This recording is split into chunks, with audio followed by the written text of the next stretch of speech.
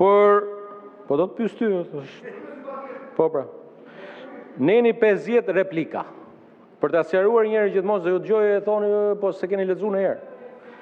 Deputeti ka të drejtën e replikës kur ndaj tij janë shprehur fjalë të padenja apo të pahishme, ose janë bërë diskutime që kanë shtrembruar thelbin e fjalës tij. Tani, njëri deputet e para as ka fol këtu, fare sot, pra nuk kam deformuar fjalën sot se s'ka fol. Përdorja e emrit nuk është sharje. Po unë kur them emrin nuk po të shaj. Po jo, po se s'ke fol. Cilën fjalë të deformova kur s'ke fol? Jo pare, atëre rregullat këtu janë vlen vetëm për brenda kësaj seance. Mirë, para i viti. Po, tashi mësoje këtë që ta kesh për herë tjetër.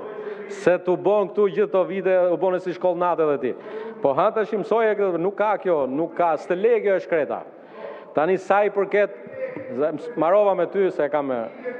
Tani, qa bërë mirë, ç'kemi? Tani, ta mbyll, sa i përket kandidatit, unë nuk e di pse unë nxefët, se ju e dini si dilni me ne në Tiranë. E para herë objektivin e kemi t'ju a dy fishojmë diferencën. Nga 20 që e kishim me ty do t'a çojmë 80 diferencën, sepse Tirana voton Edi Ramën dhe Partinë Socialiste o Belind. Tirana voton Edi Ramën dhe Partinë Socialiste dhe o Gerta Manasirliu është njeriu i dur në kohën e dur për të shëruar dhe disa probleme tjera që ka Tirana. Ndërkohë që ju jeni aq paft, sa që në vend që dilte në njëri për jush, dilte kandidat, su ambajti dilnit kandidat, dhe në fund e disi do thoni, po futëm këtë, pra ndaj humbëm kaq thellë, se po të kishe dalë në njëri nga ne, do humnim pak më dobët. Me këtë e keni thjesht, sepse morët zarin e zenit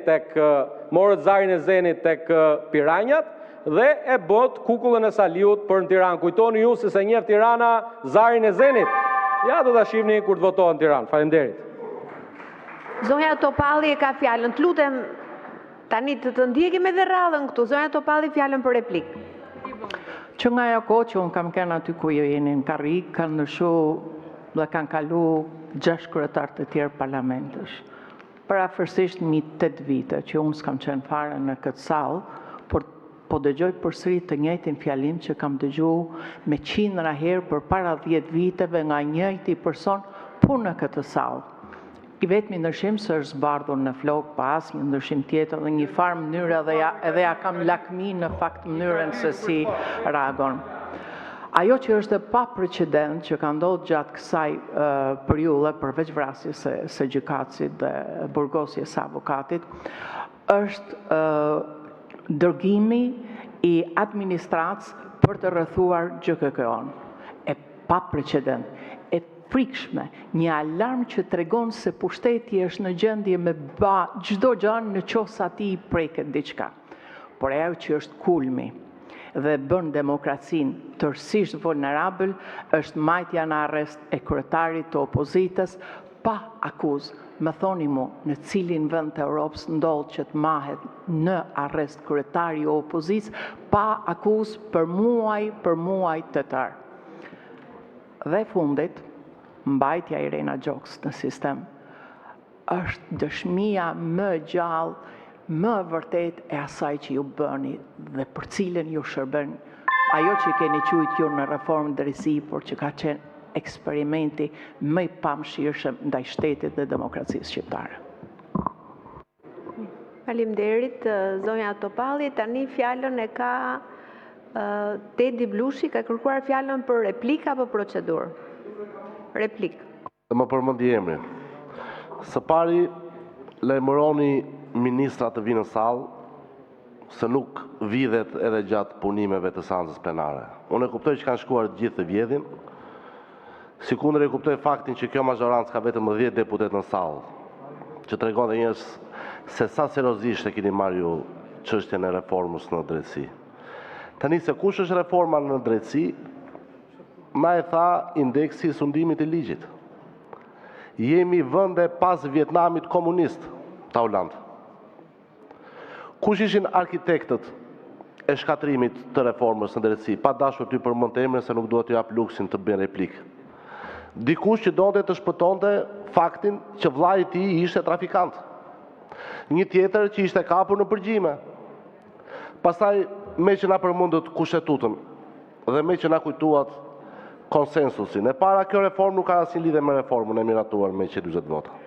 Dhe dua t'i kujtoj Taulantit votimin e datës 18 dhjetor 2017. Mënyrën se si u zgjodh Arta Marku në shkelje të kushtetutës. Deri, thot kushtetuta, është kjo kushtetutë që na tregoi Taulanti. Ja ku e keni. Neni 179, pika 13, prokurori i përgjithshëm duhet të zgjidhet me 2/3 e antarëve të kuvendit. Zgjedhjet e tjera do të bëhen me 3/5 e antarëve të kuvendit. 69 votat e Arta Marku Taulant. Pra kështu e kapët dhe kështu e shkatruat një reformë që në fakt u shndrua në një ramaformë. Një reformë e cila kishte për qëllim vetëm të godiste gjithë kundërshtarët dhe ata që bezdisin Edi Ramën, por që nuk ka qëllim të ndalë gjakderdhjen financiare. Dhe ja ku është dëshmia, të gjithë ministrat kanë ikur të vjedhin, asnjë nuk e në parlament. Zoti Shehu, keni fjalën për procedurë. Po prit mos është përpara. Faleminderit, zonja drejtuese. Ndoshta kalojnë çik shumë diskutime dhe do duket njerëz që dalë jashtë kontekstit për procedurën që kërkoj unë. Por dua të them të gjë. Shpeshherë ky parlament metodat procedurale të tij ultra të shpejta, interferencat futet dhe shkon në rrugë qorre. Do them diçka. Sot Senati italian miratoi reformën në drejtësi të Italisë, reformë e cila e dini sa kohë përpara ka filluar? 15 vjet përpara është iniciuar nga Berlusconi.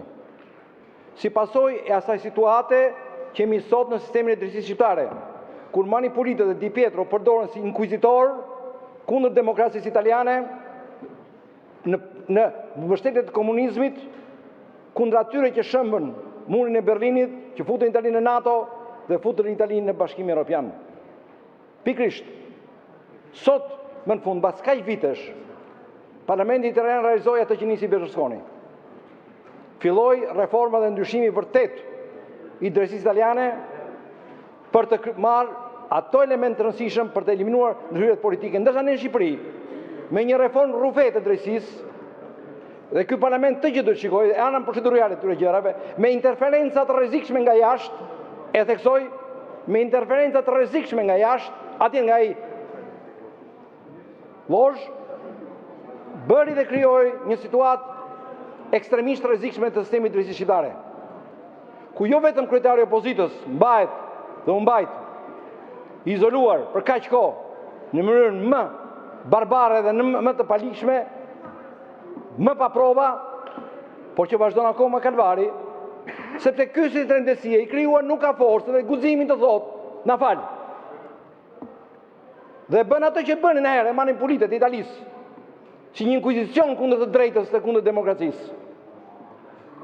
Pra, në këtë mënyrë, sepse ne fusim veten në një vrobull të tillë, në një vrobull të rrezikshme, nuk dim të japim kohën e caktuar të diskutime gjërave, kur do të kuptojmë që vlerat e parlamentit nuk janë nga shkurtimi i procedurave, nga një javë kohë, 5 ditë kohë, por nga cilësia e ligjeve që miraton dhe vendime që miraton dhe reforma që krijon. Prandaj unë mendoj se kjo është shumë e rëndësishme dhe kemi parasysh të gjë. Dhe prandaj po të vazhdojmë kështu. Ky sistem drejtësie që është sot, me presionet që po bëhen përsëri, me procedurat e shpejtuara që kërkojmë të bëjmë përsëri, do shkojë keq apo skeq. Për të shërbyer kësaj klase politike e cila ka kthyer vendin në një regjim antidemokratik, neodiktatorial dhe përdor pastaj drejtsinë si mjet lufte, represioni mbi opozitën, por edhe për shpëtuar veten e vet nga korrupsioni i thellë ku zhytur. Faleminderit. Edhe një herë të nderuar koleg, unë jam e detyruar t'ju bëj edhe një herë thirrje. Ne jemi në seancën